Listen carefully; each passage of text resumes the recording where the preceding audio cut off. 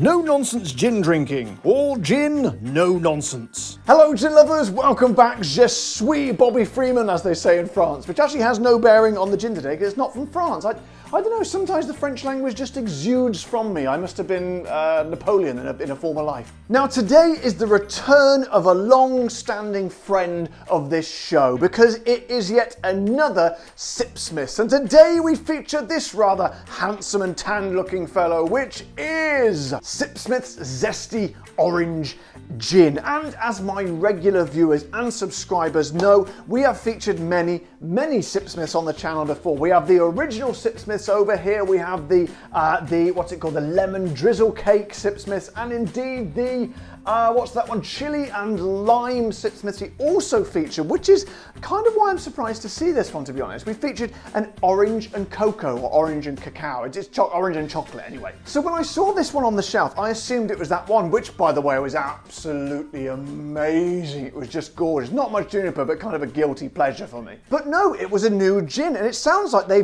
don't know if it's the same gin and they've extracted the chocolate, I do not know. But the one thing I do know is we're gonna bloody well find out for you today. And of course, we're going to be doing that in the time-honored tradition and rather simplistic way of looking on the website. So, handcrafted by the talented distilling team at Sipsmith, our Zesty Orange Gin pays homage to the classic London dry style whilst dialing up the citrus. Fresh and dried orange peel combined with bergamot zest leaves you with a floral citrus and light warming spice on the nose and a touch,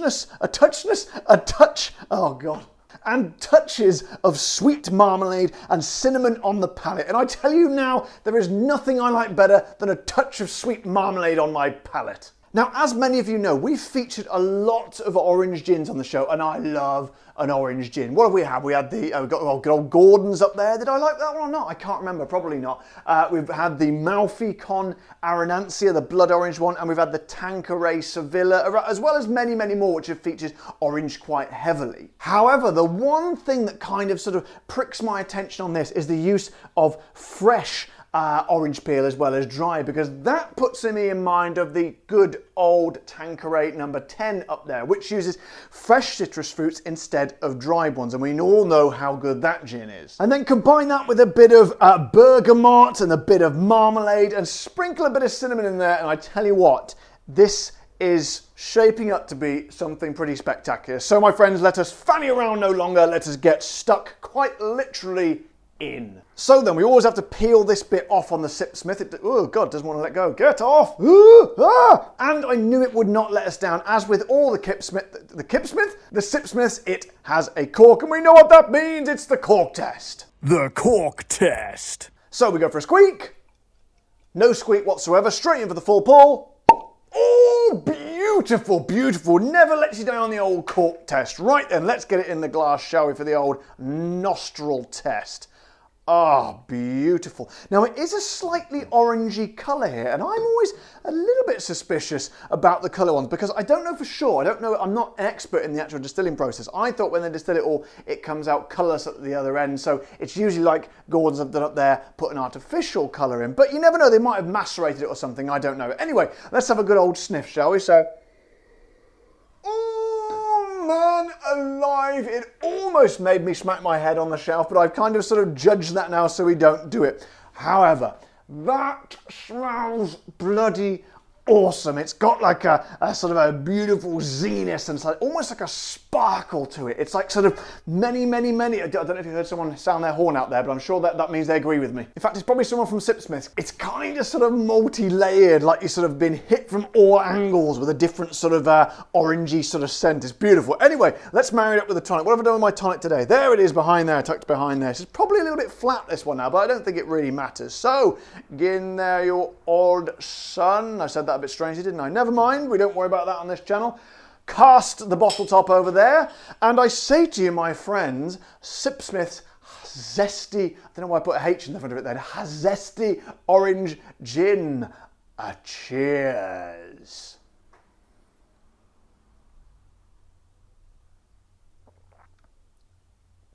Oh, heaven above. Oh, oh, my friends. Gin lovers, viewers, subscribers, people from around the globe, that is a good gin. Just like with the smell, it's just so multi-layered. It's not just an orange gin. It is an orange gin, but it's not just an orange gin. They've not laid back on their laurels. They've not rested back and thought, Sipsmith have got a good reputation now. We could just churn out any generic orange flavoured gin and people would probably buy it, to be honest. But I knew, I kind of hoped anyway, but I knew in the back of my mind that Sipsmiths wouldn't do that. Let me try and explain it to you. It's exactly like in the aroma. It is so it's all sorts of orangey aspects. As I say, you feel like you're being attacked and surrounded and jabbed and punched. Well, not punched, but what's a nicer word than punch? Stroked and caressed from all angles, like you're being given a four-handed massage. Not that I know what one of those is. I guess what I'm trying to say is there's a kind of obviously the orange zestiness you'd expect in an orange gin, but there's kind of a luscious quality of it as well, which I reckon is probably because of the fresh citrus peel orange peel that they're putting in there, and that gives it a more of a beautiful wallowing orangey base, as well as this sharp pinpricky zestiness from the dried orange peel. But then underneath that is a kind of I think it's underneath and maybe poking up a little bit in the middle and squeezing in from the sides as well. It's a wonderful sweetness, but not overpowering. It's just, again, a beautiful harmonious balance of flavours, which I'd expect no less of from Sipsmith. And again, I'm not sure, but I guess that's the marmalade quality. It's almost you can taste, that lovely when you can put a bit of marmalade on. Do you have marmalade in other parts of the world? Sometimes you call it jelly, orange jelly, I don't know, the stuff you have on toast. There's a kind of a sense to that to it, and it's just, I'm going to have to have another go here. Oh, it feels like a party, a little party, and everyone's just blasting off little streamers and glitter guns of orangey goodness. But somewhere deep down at the back of the throng of people in this party, one little guy has got a tiny little glitter gun. This is a weird analogy, I know, but stick with it. A tiny little glitter gun that's just firing a little boop, boop, boop of cinnamon. You can barely notice it, but it's just like a tiny sting in the tail and the aftertaste. A tiny little, it's waft, oh God. It's like a waft. No, sorry, I've talked about this before. It's not a waft, it's a whiff, which is a slightly smaller and delicate version of a waft. And you just get that oh, was that cinnamon? I don't know, it's gone, too late, I'll try again. Oh, there it is again, it's gone. What? Cinnamon? Hey, where? And the thing is, as I mentioned before, I was a big fan of the orange and cacao or cocoa or whatever, so I thought this was kind of going to be a slightly muted version of that. But it's so not. It is its own thing. I really love that chocolate orange, but what they've taken away with the chocolate, they have added with these multi-layers, and that, my friends, is, as we expect from Sipsmith, a truly spectacular piece of gin engineering. And of course, one of my favourite things about Sipsmith is their pricing. They don't, they're a big company and they can afford to bring those prices down a little bit, and they keep them just under my beautiful favourite top bracket, which is of course £30. They come £1 English pound underneath, so I've got £1 in my pocket to spare. It's £29 for one of these. In fact, I think you can get it cheaper if you look at the supermarkets. To give you an idea, that's about $39 or 32 euros. I don't know if it's available in other countries yet, but I know Sipsmith, this one is available quite far and wide, so even if you haven't seen this little fellow, keep an eye out for it, because I think you'll be seeing it very, very soon. So, my friends, what a video today. I've been looking forward to this one. I don't know if you've noticed, it's been on my shelf for a couple of weeks while I work my way through the queue of gins on this show.